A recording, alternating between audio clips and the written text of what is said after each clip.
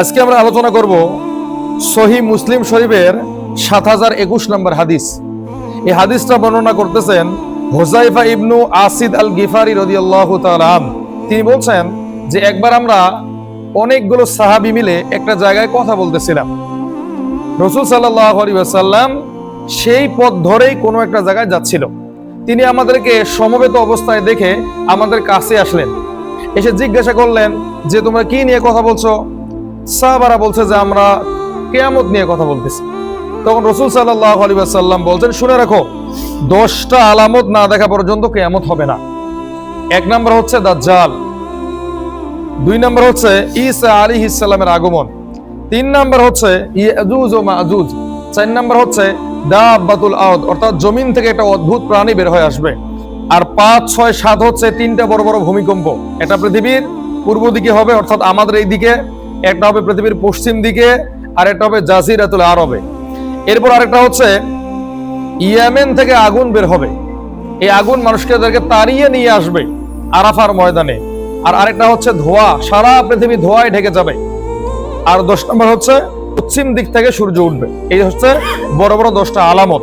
আমরা ব্যাখ্যা বিশ্লেষণ পরে করব, আমরা আগে বেসিক জিনিসগুলো শুনে রাখি। বর্তমান বিশ্ব বরেণ্য আলেম ওলামা যারা আছেন, যারা ফকিহ আছেন, তারা কিয়ামতের আলামতগুলোকে 3 ভাগ করেছেন। এটা হচ্ছে ছোট আলামত, এটা হচ্ছে বড় আলামত, এটা হচ্ছে মধ্যম আলামত।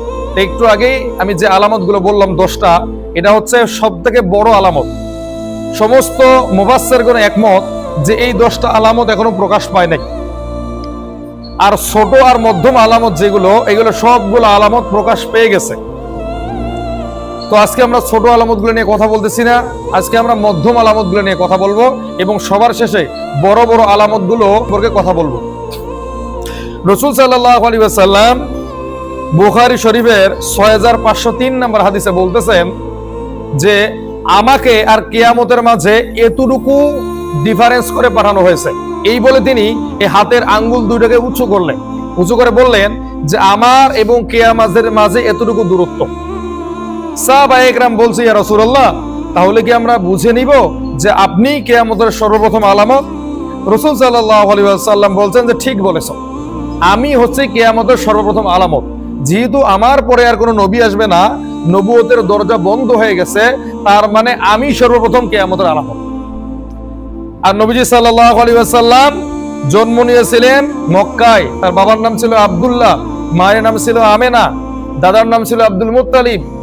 এরপরে যিনি তার অভিভাবক হলেন চাচা, তার নাম ছিল আব্দুল মুত্তালিব, তার স্ত্রীর নাম ছিল হযরতে খাদিজা রাদিয়াল্লাহু তাআলা আনহুমা। রাসূল সাল্লাল্লাহু আলাইহি ওয়াসাল্লাম ইন্তেকাল করেছেন প্রায় 1500 বছর হয়ে গেছে। তাহলে 1500 বছর আগে রাসূল যদি বলে আমার আর কিয়ামতের মাঝে এতটুকু দূরত্ব, তাহলে 1400 বা 1500 বছর পরে কিয়ামত আমাদের কত কাছে, এটা কি আমাদের বুঝতে আর কোনো বাকি থাকে না। নবীজি সাল্লাল্লাহু আলাইহি ওয়াসাল্লাম যে দুনিয়া থেকে বিদায় হয়েছেন, এটাও কিয়ামতের একটা আলামত। নবীজি সাল্লাল্লাহু আলাইহি ওয়াসাল্লাম ইন্তেকাল করেছেন কত সালে? 632 খ্রিস্টাব্দে। তা দেখা যায় যে প্রায় 1450 থেকে 1500 বছর হয়ে গেছে। তো আমরা এই 1500 বছর পরে যদি কিয়ামতের জন্য প্রস্তুতি নিতে না পারি, তাহলে কি কিয়ামত যখন আসবে তখন প্রস্তুতি নিব? আর কিয়ামতের আলামতগুলো বলার একটাই উদ্দেশ্য, যেন আমরা সতর্ক হতে পারি। যেমন আবহাওয়া দপ্তর আমাদেরকে সংকেত দেয় যে আগামী 2-3 দিন বৃষ্টি হবে, আমরা কি করি? প্রস্তুতি নেই। তো রাসূল সাল্লাল্লাহু আলাইহি ওয়াসাল্লাম এই কিয়ামতের আলামতগুলো বলার মাধ্যমে আমাদেরকে সতর্ক করেছেন। এরপর আরেকটা আলামত হচ্ছে চাঁদ দ্বিখণ্ডিত হওয়া। এটা বলা আছে সূরা কমারের 1 এবং 2 নম্বর আয়াতে। আল্লাহ রাব্বুল আলামিন বলছেন, ইকতারাবাতিস সাআতু ওয়ানশাক্কাল কমার, চাঁদ দ্বিখণ্ডিত হয়ে গেছে, তার মানে কিয়ামত খুব তাড়াতাড়ি এসে গেছে। নীল আর মষ্টম যখন চাঁদে গিয়েছিল, তখন কিন্তু তারা এই দ্বিখণ্ডিত চাঁদটাকে দেখেছিল। এই জন্য তারা দুনিয়াতে আসার পরে কালেমা পড়ে মুসলমান হয়ে গিয়েছিল। তার মানে নবীজির এই কথা আমেরিকান মহাকাশ সংস্থা নাসা প্রমাণ করে ফেলেছে। আমরা তো বিশ্বাস করি, কিন্তু ইহুদি খ্রিস্টানরা তো আমাদের নবীর কথা বিশ্বাস করে না বা কোরআনের কথা বিশ্বাস করে না, কিন্তু তারা সেখানে লোক পাঠিয়ে দিয়ে এটাকে প্রমাণ করেছে এবং তারা পরবর্তীতে মুসলিম হয়েছে। আলহামদুলিল্লাহ বলবো না? তো এটাও একটা কিন্তু কিয়ামতের আলামত। তো মধ্যম আলামতের মধ্যে আরেকটা হচ্ছে রাসূলুল্লাহ সাল্লাল্লাহু আলাইহি ওয়াসাল্লাম বলেছেন, এটা হচ্ছে সহিহ বুখারীর 3609 নম্বর হাদিস। তিনি বলছেন, আমার 2 জন শুভাকাঙ্ক্ষীর মধ্যে বিশাল আকারের যুদ্ধ লাগবে। আর এই যুদ্ধের নাম হচ্ছে সিফিনের যুদ্ধ। এখানে হযরতে আলী রাদিয়াল্লাহু তাআলা আনহুমা এবং হযরতে মুয়াবিয়ার মধ্যে যুদ্ধ লেগে গিয়েছিল। এর বিশাল লম্বা হিস্টোরি আছে, যেটা আমরা আশুরার দিনে বয়ান করে থাকি। তো এখানে কিন্তু আলী রাদিয়াল্লাহু তাআলা আনহুর বাহিনী এবং মুয়াবিয়া রাদিয়াল্লাহু তাআলা আনহুর বাহিনী দুইজনে প্রসিদ্ধ সাহাবী, দুইজনই অনেক বড় সাহাবী, কিন্তু ওসমান রাদিয়াল্লাহু তাআলা আনহুর কেন্দ্র করে তাদের দুই দলের মধ্যে একটা দ্বন্দ্ব লেগে গেল। মানে ওসমান রাদিয়াল্লাহু তাআলা আনহু 13 বছর খেলাফতের দায়িত্ব পালন করেছেন। করার পরে কিছু বিদ্রোহী ওসমান রাদিয়াল্লাহু তাআলা আনহুর ঘরে ঢুকে তাকে হামলা করেছে, বা কেউ বলে যে তার বাড়িতে আগুন লাগিয়ে দিয়েছে। এরপর তিনি ইন্তেকাল করেন। এরপর কিছু মানুষ আলী রাদিয়াল্লাহু তাআলা আনহুর কাছে বায়াত গ্রহণ করেন, আবার কিছু মানুষ মুয়াবিয়া রাদিয়াল্লাহু তাআলা আনহুর কাছে বায়াত গ্রহণ করেন। আলী রাদিয়াল্লাহু তাআলা আনহু বলছেন যে ওসমান মারাই গেছে, পরবর্তীতে কে খলিফা হবে এটা নিযুক্ত করি। কিন্তু মুয়াবিয়া রাদিয়াল্লাহু তাআলা আনহু বলছেন যতক্ষণ না ওসমান রাদিয়াল্লাহু তাআলা আনহুর হত্যাকারীকে আমরা ধরতেছি ততক্ষণ পর্যন্ত কোনো কিছুই হবে না। এই নিয়ে দুই দলের মাঝে এটা মানে মতপার্থক্য তৈরি হলো। পরে এর ফলে সিফিনের যুদ্ধ হয়ে গেল।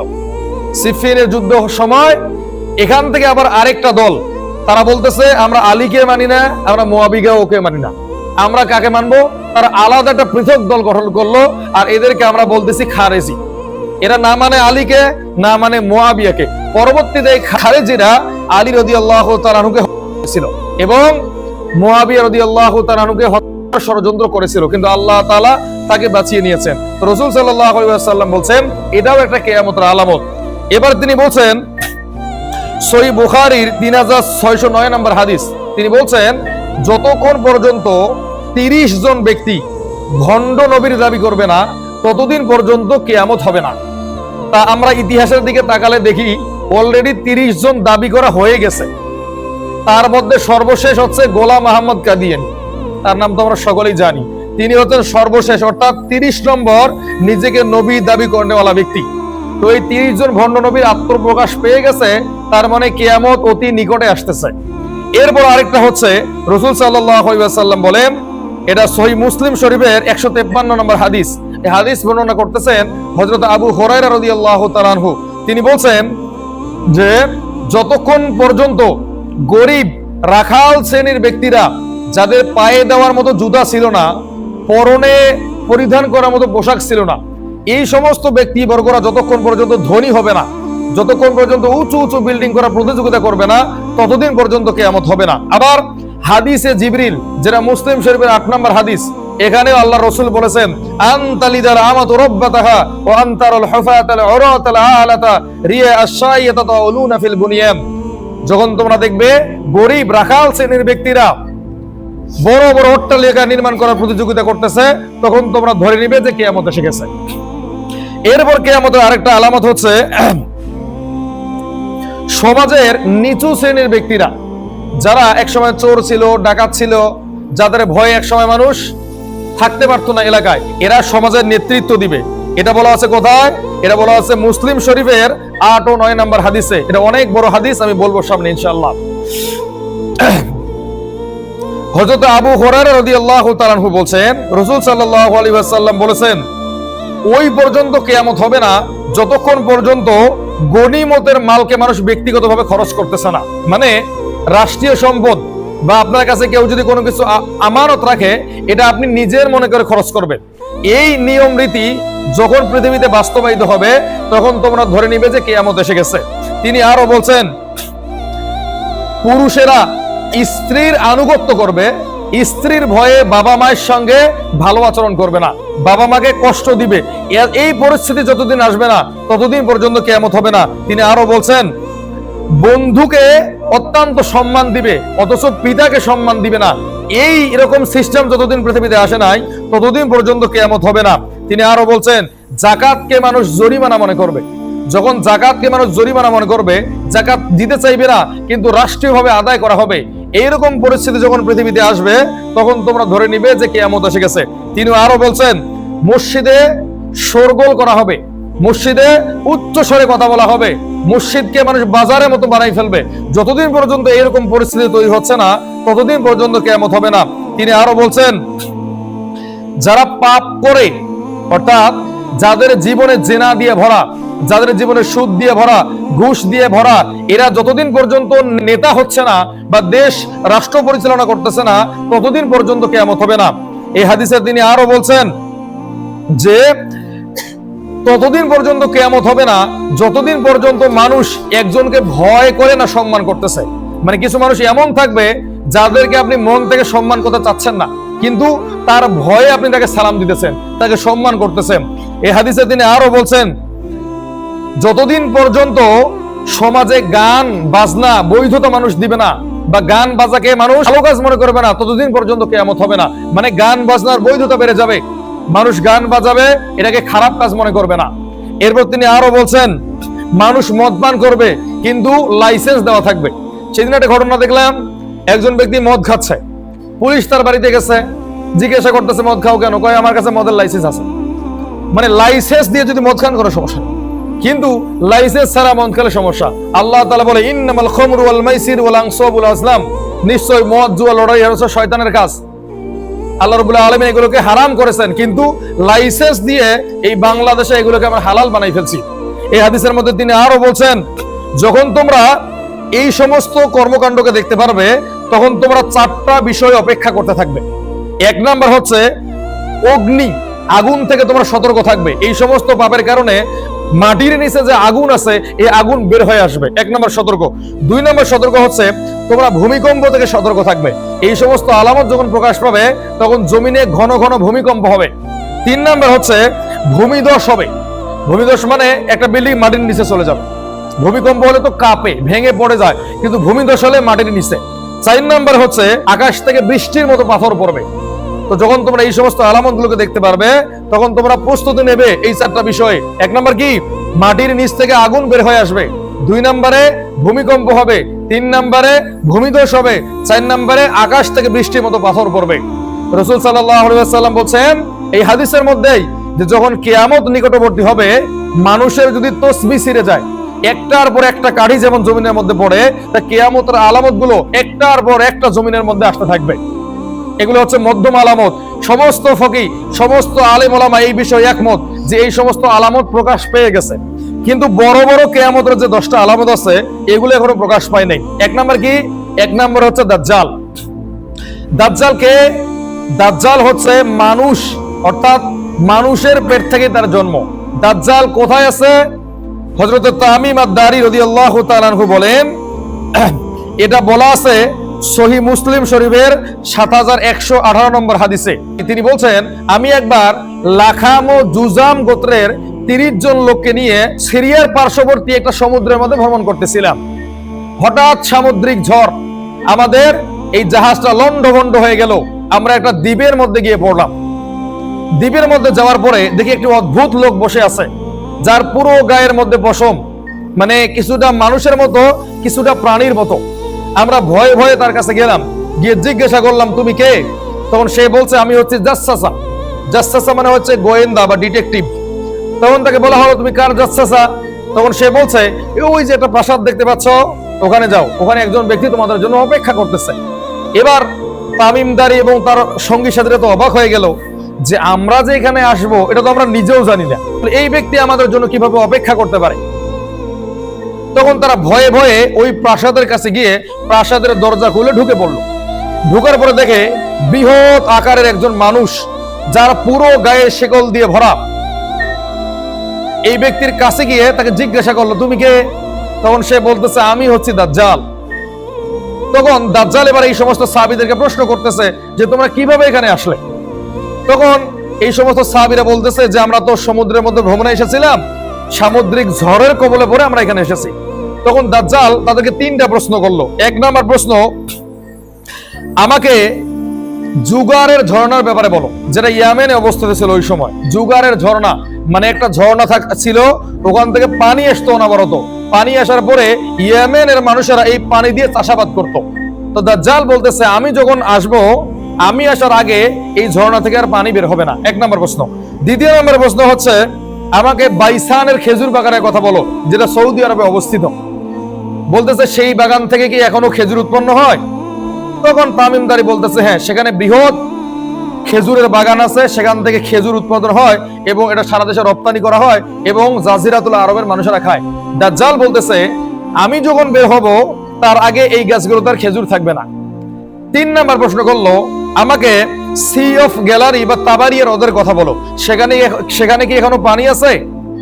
তো ওই সময় তাবারিয়া হ্রদের মধ্যে পানি ছিল। এখন ইসরায়েলের পাশে যে নদী অবস্থিত এটার নাম হচ্ছে তাবারিয়া হ্রদ। তখন তামিমদারি বলতেছে যে হ্যাঁ সেখানে তো যথেষ্ট পানি আছে। দাজ্জাল বলতেছে আমি যখন আসবো তখন এখানে আর পানি থাকবে না। আজকের দিনে দেখেন জুগারের ঝর্ণার পানি নাই, তাবারিয়া হ্রদে পানি নাই, জুগারের যে ঝর্ণা সেখানেও পানি নাই, বা বাইসানের খেজুর বাগানের খেজুরও নাই। তার মানে কিয়ামতের আলামত গুলো প্রকাশ পেয়ে গেছে। এবার আসেন দাজ্জাল কোথা থেকে বের হবে, দাজ্জালের পরিচয় কি? হযরতে নূহ আলাইহিস সালাম তার কওমকে বলছেন যে তোমরা দাজ্জালের ফিতনা থেকে সতর্ক হও। রাসূল সাল্লাল্লাহু আলাইহি ওয়াসাল্লাম এভাবে বলছেন যে পৃথিবীর শুরু থেকেই দাজ্জাল আছে এবং কিয়ামতের আগে যতক্ষণ পৃথিবীতে একটা মহাযুদ্ধ হবে না ততক্ষণ পর্যন্ত দাজ্জাল আত্মপ্রকাশ করবে না। অর্থাৎ একটা যুদ্ধের পরেই দাজ্জাল পৃথিবীতে আসবে। এই যুদ্ধটা হবে কিসে? এই যুদ্ধটা হবে ইরাকের ইউফ্রেটিস নদী থেকে যে স্বর্ণের পাহাড় বের হবে, স্বর্ণের পাহাড়কে কেন্দ্র করে যুদ্ধটা হবে। রাসূল সাল্লাল্লাহু আলাইহি ওয়াসাল্লাম বলছেন অচিরেই ইরাকের ইউফ্রেটিস নদীর পানি শুকিয়ে যাবে, যেটা এখন শুকিয়ে গেছে, সেখানে আর পানি নাই। যখন এই ইউফ্রেটিস নদীর পানি শুকিয়ে যাবে তখন 81টা দেশ একত্রিত হয়ে এই স্বর্ণকে দখল করার জন্য যুদ্ধ বাজাবে।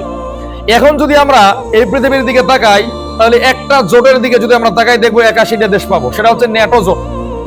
এখন ইউরোপীয় সভ্যতা একটা জোট তৈরি করেছে, এর নাম হচ্ছে ন্যাটো জোট, যেখানে 32টা দেশ আছে। অর্থাৎ এই জোটের উদ্দেশ্য হচ্ছে কেউ যদি ন্যাটোভুক্ত একটা দেশে হামলা করে তাহলে সমস্ত দেশ মিলিয়ে ওই দেশের বিরুদ্ধে যুদ্ধ করবে। বুঝতে পারলাম? আর এদিকে তো চীন, রাশিয়া, উত্তর কোরিয়া, ইরান একটা জোট হয়েই আছে। তাহলে দেখা যায় এদিকে 32টা, এদিক থেকে কিছু মুসলিম দেশগুলোকে সাথে নিয়ে চীন এবং রাশিয়া যদি যুদ্ধ করে দেখা যায় যে 80টা দেশ হয়েই যায়। আর আমেরিকা কিন্তু এই যে মধ্যপ্রাচ্যে সৌদি আরবে, কাতারে, কুয়েতে, বাহরাইনে, ওমানে কি জন্য ঘাঁটি গেড়েছে? শুধুমাত্র এই স্বর্ণের পাহাড়কে দখল করার জন্য। তো আমরা দেখতে পাচ্ছি সামনে একটা মহাযুদ্ধ অপেক্ষা করতেছে।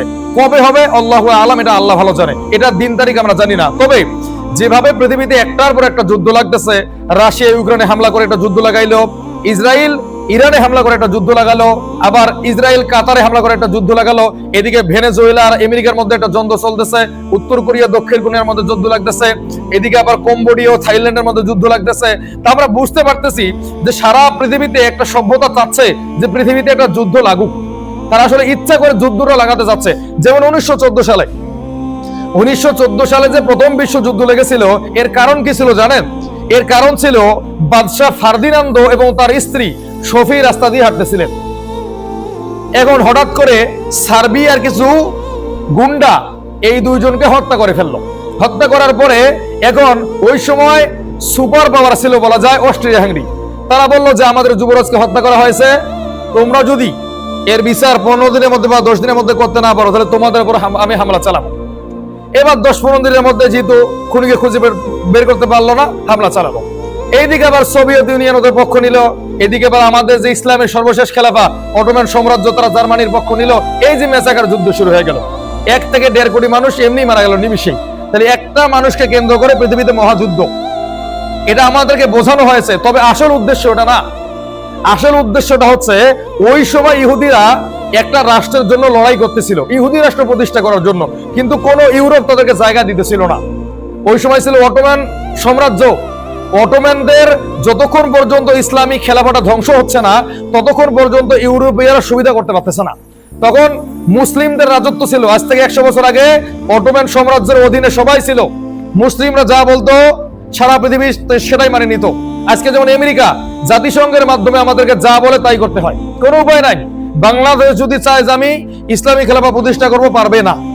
আফগানিস্তান যেমন পারতেছে না, বাংলাদেশও পারবে না। কেননা এখন পৃথিবীতে মানুষ এক জায়গা থেকে অর্ডার পাস করে, এখন আর আল্লাহর কাছ থেকে মানুষের অর্ডার নেওয়ার দরকার হয় না। এখন ইসরায়েল যদি আপনাকে এই ইন্টারনেট দেয় আপনি চালাতে পারবেন। আমেরিকা যদি আপনার ফেসবুক ইউটিউব বন্ধ করে দেয় আপনার কিচ্ছু করার নাই, কারণ সবকিছু তাদের হাতে, আমাদের হাতে কিছুই নাই। আবার এই যে ব্যাংকিং সিস্টেম দিয়েছে, ওয়ার্ল্ড ব্যাংক দিয়েছে, আপনার টাকা আপনি পকেটে রেখেছেন, কিন্তু আপনার টাকা ওদের কাছে আছে। কিভাবে আছে? আমাদের টাকা ছিল সোনার কয়েন, রূপার কয়েন। কোরআনের মধ্যে কিন্তু দিনার এবং দিরহামের কথা বলা আছে। এটা কিন্তু আমরা জানি না। আমাদের টাকা ছিল কি? সোনার কয়েন এবং রূপার কয়েন। সোনার কয়েন এবং রূপার কয়েনের কোনো টাকার মান কমে না, বাড়ে না। 100 বছর আগ থেকে পৃথিবীতে টাকার মান কমতেছে, বাড়তেছে, কিন্তু অতীতে কোনোদিনও টাকার মান কমে বাড়ে নাই। ওই যে আসহাবে কাহাবের কথা মনে আছে? যখন 7 জন যুবক একটা গুহার মধ্যে ঢুকেছিল, গুহা থেকে বের হয়ে 309 বছর পর গুহা থেকে বের হয়ে তারা টাকা নিয়ে বাজারে গিয়েছে। বাজারে গিয়ে দোকানদারকে টাকা দিল, দোকানদার কি মনে করতেছে? এরা গুপ্তধন খুঁজে পেয়েছে। তাহলে দেখেন, তাদের টাকা পাওয়ার পর মানুষ গুপ্তধন মনে করতেছে, আর আমাদের কাগজের টাকা ওরা পাওয়ার পরে 100 বছর পরে এই টাকা চলবে না। সারা পৃথিবীতে তারা কাগজের টাকাটা এমনি এমনি লঞ্চ করে নাই। এর পিছনে কারণ কি? আপনার কাছে মনে করেন একটা সোনার কয়েন আছে, একটা সোনার টাকা আছে, এই টাকাটা আপনি মাটির নিচে পুঁতে রাখবেন, 100 বছর পর যদি তুলেন, স্বর্ণের দাম কমবে, রূপার দাম কমবে। কিন্তু 1000 টাকা আপনি মাটির নিচে পুঁতে রাখেন, 100 বছর পরে এই 1000 টাকা দিয়ে 1 কেজি মরিচও কিনতে পারবেন না। পারবেন? এইভাবেই তারা সারা পৃথিবীর টাকাটাকে লুট করে নিয়েছে। টাকা আপনার পকেটে, কিন্তু আপনার টাকার মান আপনার কাছে নাই। আপনি 1000 টাকা পকেটে রেখেছেন, 1000 টাকা দিয়ে মনে করেন যে 10 কেজি চাউল কিনতে পারবেন, কিন্তু কালকে যদি আপনার টাকার মান কমিয়ে দেয়, এই 1000 টাকা দিয়ে আপনি 5 কেজি চাউল কিনতে পারবেন। তার মানে টাকা আপনার পকেটে, কিন্তু মানটা ওদের হাতে। আমি আমেরিকার যে ডলার আছে এটাও কাগজে, আমাদের যে টাকা আছে এটাও কাগজে। তাহলে তাদের টাকা আমরা 130 টাকা দিয়ে কেন কিনবো? বলেন, কেন কিনবো? তাদের টাকা আমাদেরকে স্বর্ণ লাগানো আছে, রূপা লাগানো আছে, তাহলে কেন কিনবো? এই যে 100 বছর থেকে পৃথিবীকে এইভাবে তারা শোষণ করতেছে, এই কাগজের টাকার মাধ্যমে তারা পৃথিবীতে শোষণ করতেছে। এই জন্য আমরা দেখতে পাচ্ছি দিনে দিনে একটা সভ্যতা ধনী থেকে ধনী হচ্ছে। এই যে ইউরোপে যান, এক একটা শহর চকচকা, আয়নার মতো চকচকা, আর আমাদের বাংলাদেশ, আফগানিস্তান, পাকিস্তান এই পাশটা দেখেন, আমরা ভাতেই পাচ্ছি না। ওই ওই ওই সভ্যতা কিন্তু তারা দিনে দিনে উন্নতি হচ্ছে, অগ্রগতি করতেছে, কিন্তু আমরা পিছনে পড়তেছি। কিভাবে? এই টাকার মাধ্যমে। টাকা আমাদের পকেটে আজকে নাই। আবার কিছুদিন পর দেখবেন কি হবে? এই কাগজের টাকাও থাকবে না। কি থাকবে? ইলেকট্রনিক মানি থাকবে। যেমন এখন বিকাশ সিস্টেম। এই যে আমার এই ফোনে প্রায় 50,000 টাকা আছে, আছে আমার কাছে টাকা আছে, পকেটে আছে। কোথায় আছে? মোবাইলে আছে। তার মানে তারা শুধুমাত্র আমাদেরকে একটা সংখ্যা দিয়ে দিয়েছে, খালি দিল 50000, তোমার টাকা এইটাই, কিচ্ছু করার নাই। কিছু করার আছে? অথচ টাকাও তারা আমাদের কেড়ে নিল। এরপর আবার কি আসবে? এরপরে আবারও সোনার কয়েন, রূপার কয়েন আসবে পৃথিবীতে। কেননা এই জাতিসংঘের মাধ্যমে কাগজের টাকা দিয়ে সারা পৃথিবীর সম্পদ তারা লুট করেছে। কিন্তু আগামীতে যে বিশ্বযুদ্ধ হতে যাচ্ছে, এই বিশ্বযুদ্ধের পরে আমেরিকার ক্ষমতা থাকবে না। যেমন 1914 সালের আগে ব্রিটেন ছাড়া পৃথিবীতে কেউ ছিল না। এই জন্য তো তারা 200 বছর আমাদের এই দেশগুলোকে শাসন করেছে ব্রিটিশরা। কিন্তু যখন প্রথম বিশ্বযুদ্ধ লাগলো, তখন ব্রিটেন শেষ, নতুন একটা সভ্যতা ক্ষমতায় আসলো, সেটা আমেরিকা।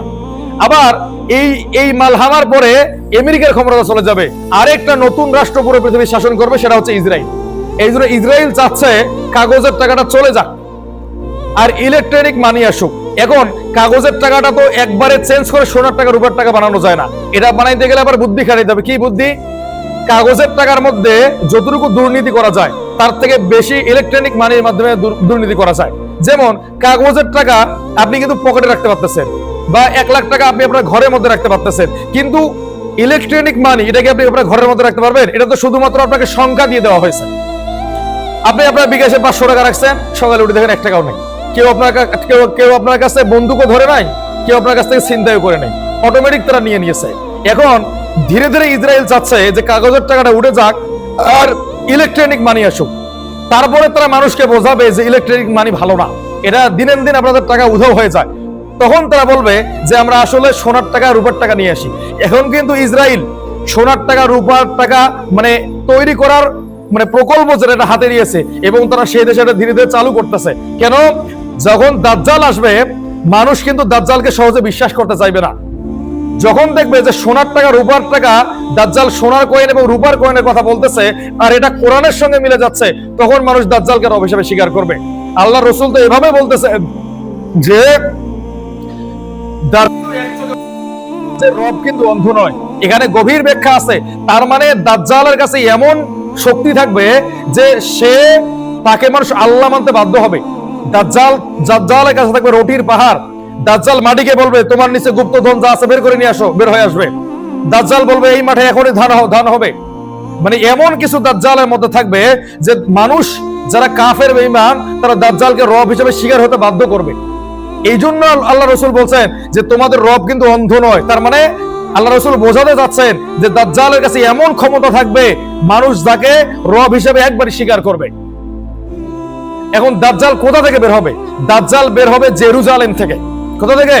জেরুজালেম থেকে, যেটা এখন ইহুদিরা দখল করেছে।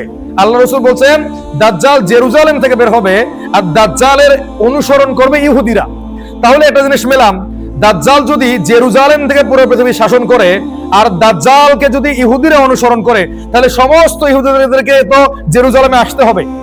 তা প্রথম বিশ্বযুদ্ধের মাধ্যমে সারা পৃথিবীর ইহুদিরা কিন্তু জেরুজালেমে এসে গেছে, আর ওখান থেকেই তারা একটা স্টেট তৈরি করবে, এটা হবে দাজ্জালি সভ্যতার স্টেট। এই জন্য তারা বাইতুল মুকাদ্দাসকে ধ্বংস করে সেখানে থার্ড টেম্পল নির্মাণ করার প্রস্তুতি নিতেছে। এই যে আপনি সিরিয়ায় হামলা করা দেখতেছেন, ইয়েমেনে হামলা করা দেখতেছেন, গাজা দখল করা দেখতেছেন, এগুলো সবই হচ্ছে দাজ্জালকে নিয়ে আসার কৌশল।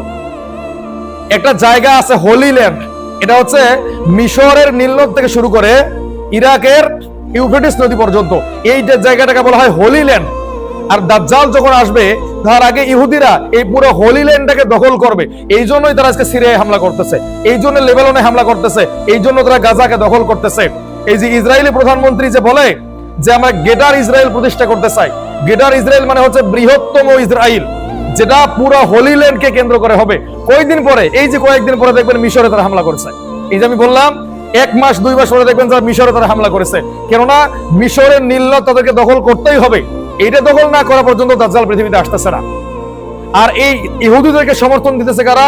খ্রিস্টানেরা। আল্লাহ তাআলা বলতেছে সূরা মাইদার মধ্যে, জিদান্না আশাদ্দান নাস আদাওয়াতাল লিল্লাযিনা আমানুল ইয়াহুদা ওয়াল্লাযিনা আশরাকু। হে আল্লাহ রাসূল, আপনি পৃথিবীতে দেখবেন মুসলিমদের উপরে 2 শ্রেণীর মানুষ সবথেকে বেশি ঘৃণা করে। এক শ্রেণী হচ্ছে কারা? ইহুদি, আর এক শ্রেণী হচ্ছে মুশরিক। এই যে ভারত ইসরায়েলে মুসলিমদের জন্য সেনাবাহিনী পাঠাচ্ছে আর গর্বের সঙ্গে বলতেছে যে আমার সেনারা ইহুদি রাষ্ট্রে গিয়ে যুদ্ধ করতেছে, মুসলিম করতেছে। তারা বীরত্বের সঙ্গে এইসব কথা বলতেছে, কেননা তাদের মধ্যে একটা আবার জোট আছে, এটার নাম হচ্ছে জায়োনিজম বা জায়োনিস্ট মুভমেন্ট। তাদের যে একটা জোট আছে যে ইহুদি এবং খ্রিস্টান একে অপরকে সাহায্য সহযোগিতা করবে, এর নাম হচ্ছে জায়োনিজম বা জায়োনিস্ট মুভমেন্ট। ইসরায়েল যদি কোটি কোটি মুসলিম হত্যা করে ফেলে, আমেরিকা কখনো বলবে না এটা এটা এটা অপাপ। এই যে দেখেন হামাসের সদস্যরা মাত্র 53 জনকে জিম্মি করেছে। আজকে আমেরিকা বলতেছে এই 53 জনকে মুক্তি দেন, কিন্তু গাজার মধ্যে যে লক্ষ লক্ষ মানুষ এটা নিয়ে তাদের কোনো চিন্তা নেই। মানে একটা কুকুর মারা গেলে তাদের কাছে যতটা মূল্যবান, একজন মুসলিম মারা গেলে তাদের কাছে এতটা মূল্য নাই। কোটি কোটি মুসলিম যদি পৃথিবীতে মারা যায় তারা কখনো বলবে না, বরং তারা এই কথাই বলতেছে মুসলিমরাই খুনি। সারা পৃথিবীতে আফগানিস্তানে হামলা করে তারা কোটি কোটি মানুষ মারলো, ইরাকে হামলা করে তারা কোটি কোটি মানুষ মারলো, এই যে তারপরে কয়েকদিন আগে ইরানে হামলা করে তারা মানুষ মারলো, সিরিয়ায় তারা মানুষ মারতেছে, লেবাননে তারা মানুষ মারতেছে, আবার তারাই বলতেছে মুসলিমরা সন্ত্রাসী। অথচ আমরা কিন্তু কোনো সন্ত্রাসীগিরি করতেছি না। এটা কিভাবে হয়েছে? এটা মিডিয়ার মাধ্যমে হয়েছে। আপনি মিডিয়াগুলো সব তাদের নিয়ন্ত্রণে।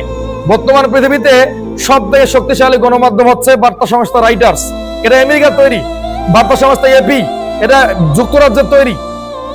সিএনএন শক্তিশালী গণমাধ্যম, এটা ব্রিটেনের তৈরি। আমাদের কাছে কি আছে? শুধুমাত্র একটা শক্তিশালী গণমাধ্যম আমাদের কাছে আছে, সেটা হচ্ছে কাতারের আল জাজিরা। কাতারও কিন্তু আমাদের না, কাতারও আমেরিকাপন্থী। কাতারের মধ্যে আমেরিকার সব থেকে বড় ঘাঁটি আছে। এই যে কয়েকদিন আগে হামাস হত্যা করলো না, ইসরায়েল কিন্তু সরাসরি কাতারে হামলা করে হামাস নেতাদেরকে হত্যা ফেলেছে। কাতার কি কোনো প্রতিবাদ জানিয়েছে? কিচ্ছু বলে নাই, কেননা আমেরিকা এবং ইসরায়েলের আরেকটা রূপ হচ্ছে কাতার। সারা পৃথিবীর মুসলিমদেরকে যদি হত্যা করে, এরা শুধু একটা কথাই বলবে যে আমরা নিন্দা জানালাম, শেষ, আর কিচ্ছু বলতে পারবে না।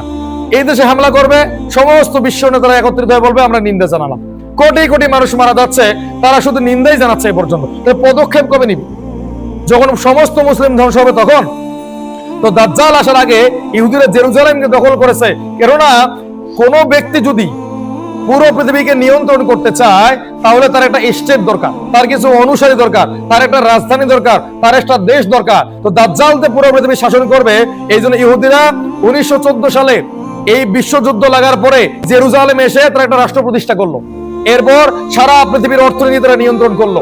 Organisation for economic cooperation and development বলতেছে শিক্ষার দিক থেকে ইসরায়েল 5 নম্বরে। ইসরায়েল রাষ্ট্রের জন্ম 100 বছর আগে, তারা এখন শিক্ষা দীক্ষায় 5 নম্বরে। আমরা কত নম্বর এটা দেখে নিবেন, আমরা যে কত নম্বর এটা আমি খুঁজেই পাইনি গুগলে সার্চ করে। অথচ দেখেন আমরা শিক্ষা দীক্ষা আগাইতে পারি নাই। আজকে এই যে তথ্য প্রযুক্তি, অস্ত্র শস্ত্র সব আমেরিকা এবং ইসরায়েল নিয়ন্ত্রণ করতেছে। তো দাজ্জাল যখন আসবে তখন তার কাছে রুটির পাহাড় থাকবে। রুটির পাহাড় মানে কি? সবাই মিলে রুটি তৈরি করে একটা পাহাড় বানায় রাখবে, এটা তার মানে ব্যাংকিং সিস্টেম তাদের কাছে থাকবে। আপনি যদি ইরানের মতো তাদের বিরুদ্ধে যুদ্ধ ঘোষণা করেন, দেখবেন আপনার টাকার মান কমাই দিছে, আপনি না খায় মরবেন। পাকিস্তানের মতো যদি পারমাণবিক অস্ত্র তৈরি করতে চান, আপনার টাকার মান কমাই দিবে। আফগানিস্তানের মতো যদি ইসলামী খেলাফত প্রতিষ্ঠা করতে চান, দেখবেন যে আপনি না খায় মরতেছেন। এই যে আফগানিস্তানে 2 দিন হয় ইন্টারনেট বন্ধ করে দিয়েছে, জানেন? তো আমাদের কিচ্ছু করার নাই, আজকে আমরা নিরুপায়। কেন নাই? কেননা এই 100 বছরে আমাদের আলেম ওলামারা এগুলো আমাদেরকে শেখাতে পারে নাই। শুধু উজুর ফরজ, গোসলের ফরজ, তায়াম্মুমের ফরজ এগুলোই বলছে। বিশ্ব অর্থনীতি, সমাজ এগুলো নিয়ে আমাদেরকে কখনো বলে নাই, সতর্ক করে নাই। তো দাজ্জাল কিন্তু আসার সময় হয়ে গেছে। দাজ্জাল জেরুজালেম থেকে পুরো পৃথিবী শাসন করবে, আর এই জেরুজালেম এখন প্রস্তুত দাজ্জালকে গ্রহণ করার জন্য। এবার রাসূল সাল্লাল্লাহু আলাইহি ওয়াসাল্লামকে জিজ্ঞাসা করা হলো দাজ্জাল কোথায় আছে। তিনি তার হাতের লাঠি দ্বারা পূর্ব দিকে ইশারা করলেন, এভাবে ইশারা করে বললেন দাজ্জাল এই দিক থেকে আসবে।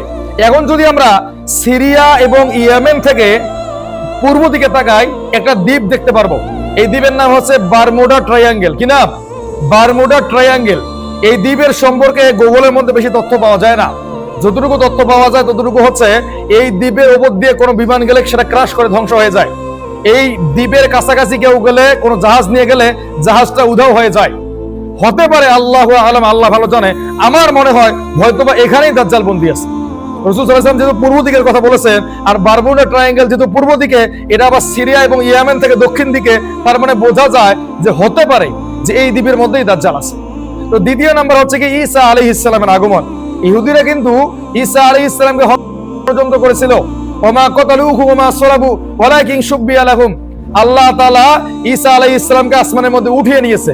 কেন উঠিয়ে নিয়েছে? কারণ আল্লাহ তাআলা ঈসা আলাইহিস সালামের দ্বারাই এই দাজ্জালকে কোথায় হত্যা করা হবে? বাবে লুত নামক জায়গায় হত্যা করবে। সেই জায়গাটা পর্যন্ত এখন চিহ্নিত হয়ে গেছে। ঈসা আলাইহিস সালাম কোথায় আসবেন? সিরিয়ার দামেস্কের সাদা মসজিদের গম্বুজের উপরে আসবেন। এখন এই সাদা মসজিদও হয়ে গেছে, গম্বুজও হয়ে গেছে। আর যখন রাসূল সাল্লাল্লাহু আলাইহি ওয়াসাল্লাম এই হাদিস বর্ণনা করতেছিলেন, তখন সেই মসজিদে ছিল না, এখন সেই উমাইয়া মসজিদ তৈরি হয়ে গেছে এবং মেম্বারটাও সাদা হয়ে গেছে। যখন দাজ্জাল পৃথিবীতে বের হবে, তখন ইমাম মাহদী আসবে দাজ্জাল করার জন্য। কিন্তু ইমাম মাহদী পারবেন না তার সঙ্গে, তার কাছে এত শক্তি থাকবে। তিনি সিরিয়ার দামেস্কের উমাইয়া মসজিদে আত্মগোপন করবেন। তখন 2 জন ফেরেশতার কাঁধে ভর করে ঈসা আলাইহিস সালাম আসমান থেকে নেমে আসবেন। তার চুলগুলো হবে ব্রাউন কালারের, তার মাথা দিয়ে টকবক করে পানি পড়তে থাকবে এবং তিনি সেখান থেকে নেমে মসজিদে প্রবেশ করবেন। উমাইয়া মসজিদে প্রবেশ করার পরে দেখবেন সমস্ত তার সাহাবীরা বা সতী সঙ্গীরা তার জন্য অপেক্ষা করতেছে। ইমাম মাহদী ঈসা আলাইহিস সালামকে বলবে যে আপনি ইমামতি করেন। তো ঈসা আলাইহিস সালাম বলবেন যে না, এই উম্মতের ইমাম তোমাকেই বানানো হয়েছে, তুমি পড়াও। এবার ইমাম মাহদী নামাজ পড়াবেন। নামাজ পড়ার এই সময়ের ভিতরে দাজ্জাল চতুর্দিক থেকে ঈসা আলাইহিস সালাম এবং ইমাম মাহদীকে ঘিরে ফেলবে। এবার ঈসা আলাইহিস সালাম মসজিদ থেকে যখন বের হবেন, তার হাতে থাকবে একটা তলোয়ার। এই তলোয়ার যখন দাজ্জাল দেখবে, তখন দাজ্জাল পিছনের দিকে পালাতে শুরু করবে। তখন আর তার উপায় আর নাই। তখন ঈসা আলাইহিস সালামের বাহিনী থেকে ধাওয়া করে বাবে লুত নামক জায়গা থেকে। 3 নাম্বার হচ্ছে কি ইয়াজুজ ও মাজুজ। ইয়াজুজ এবং মাজুজের কথা কোরআনের মধ্যে বলা আছে সূরা কাহাফের মধ্যে। ইয়াজুজ মাজুজ কারা? ইয়াজুজ মাজুজ হচ্ছে একটা সম্প্রদায়। আল্লাহ রাসূল সাল্লাল্লাহু আলাইহি ওয়াসাল্লাম বলেন, সহিহ বুখারীতে এই হাদিসটা 4 বার আছে। আল্লাহ রাসূল বলেন কিয়ামতের দিনে আল্লাহ রাব্বুল আলামিন আদম আলাইহিস সালামকে বলবেন, তোমার উম্মতের মধ্যে জাহান্নামীদেরকে তুমি আলাদা করে দাও। আদম আলাইহিস সালাম বলবেন যে কতজনকে আমি জাহান্নামের জন্য আলাদা করে দিব? তখন আল্লাহ তাআলা বলবেন 1999 জনকে জাহান্নামের জন্য আলাদা করে দাও। এই হাদিস শুনে তো আমাদের কিছুই হলো না, কিন্তু সাহাবায়ে কেরামরা গড়াগড়ি করে কান্নাকাটি শুরু করলেন যে আল্লাহ আমাদের এখন কি হবে? 1000-এ যদি 999 জন জাহান্নামে যায়, আমাদের অবস্থা কি হবে? এবার রাসূল সাল্লাল্লাহু আলাইহি ওয়াসাল্লাম সুসংবাদ শুনিয়ে দিলেন যে এই 1999 জন হচ্ছে ইয়াজুজ আর মাজুজের মধ্য থেকে, আর যে একজন জান্নাতে যাচ্ছে এই একজন হচ্ছে উম্মতে মুহাম্মাদের ভিতর থেকে। তো ইয়াজুজ মাজুজ হচ্ছে একটা সম্প্রদায়। বাদশা জুলকারনাইন এই ইয়াজুজ মাজুজের মাঝে একটা দেওয়াল নির্মাণ করেছেন। কিয়ামত মানে কিয়ামতের নিকটবর্তী যখন সময় আসবে তখন আল্লাহ রাব্বুল আলামিন তাদেরকে সেখান থেকে মুক্ত করবে। এরপর হচ্ছে কি ধোঁয়া, সারা পৃথিবী ধোঁয়ায় ঢেকে যাবে। এখনকার দিনে যারা স্কলার আছে তারা বলতেছে হতে পারে সামনে যে নিউক্লিয়ার যুদ্ধ হবে বা পারমাণবিক যুদ্ধ হবে, এই পারমাণবিক যুদ্ধের যে ধোঁয়া, এই ধোঁয়ায় পুরো আসমান জমিন ঢেকে যাবে, এটা হতে পারে। আবার কেউ কেউ বলতেছে যে না, এটা স্পেশাল একটা আল্লাহর পক্ষ থেকে ধোঁয়া আসবে। এই ধোঁয়া আসার পরে যারা মুমিন তারা বেঁচে থাকবে, আর যারা মুশরিক তারা মারা যাবে। এরপর হচ্ছে জমিন থেকে একটা প্রাণী বের হবে। আল্লাহ রাব্বুল আলামিন এটাও বলতেছেন ওয়াইযা ওয়াকাল কওলু আলাইহিম আখরাজনা লাকুম দাব্বাতাম মিনাল আরদ, জমিন থেকে একটা অদ্ভুত প্রাণী বের হয়ে আসবেন, তারা মানুষের সঙ্গে কথাবার্তা বলতে থাকবেন। এরপর হচ্ছে বড় বড় তিনটা ভূমিধস, একটা পৃথিবীর পূর্বে অর্থাৎ এই যে আমাদের এই পাশে, একটা জাজিরাতুল আরবে, একটা ওই পশ্চিমা সভ্যতার দিকে, আর একটা হচ্ছে কি ইয়েমেন থেকে আগুন বের হবে। যে ইয়েমেনের মানুষের এখন ভাত পাচ্ছে না, এই ইয়েমেন থেকে একটা আগুন আসবে, সমস্ত মানুষদেরকে তাড়িয়ে নিয়ে আসবে আরাফার ময়দানে। মানুষেরা যেখানে থেমে যাবে আগুনও সেখানে থেমে যাবে। এমন ভাবে বলা হচ্ছে যে আপনারা হাঁটতে হাঁটতে এক জায়গায় থেমে গেছেন, আগুনও থেমে গেছে, আবার আগুন আপনাকে চাপ দিবে, আপনারা ধীরে ধীরে জড়ো হতে থাকবেন। জড়ো হতে হতে কোথায় আসবেন? সিরিয়ায় আসবেন বা আরাফার ময়দানে আসবেন। আর সর্বশেষ আলামত হচ্ছে কি পশ্চিম দিক থেকে সূর্য উদিত হবে। যখন পশ্চিম দিক থেকে সূর্য উদিত হবে আর কারো তওবা কবুল করা হবে না। তখন আপনি যতই দিনদার হন, যতই নামাজি হন, যতই আল্লাহর কাছে তওবা করেন, কোনো আপনার লাভ হবে না। এই জন্য আমাদের উচিত হবে এই শেষ জামানার এই সমস্ত ভয়ঙ্কর আলামতগুলো জানা এবং সর্বোচ্চ প্রস্তুতি নেওয়া। তো আল্লাহ রাব্বুল আলামিন আমাদেরকে বোঝার মতো তৌফিক দান করুক। ওয়া আখিরিদ দাওয়ানা আলহামদুলিল্লাহি রাব্বিল আলামিন। আসসালামু আলাইকুম ওয়া রাহমাতুল্লাহি ওয়া বারাকাতুহু।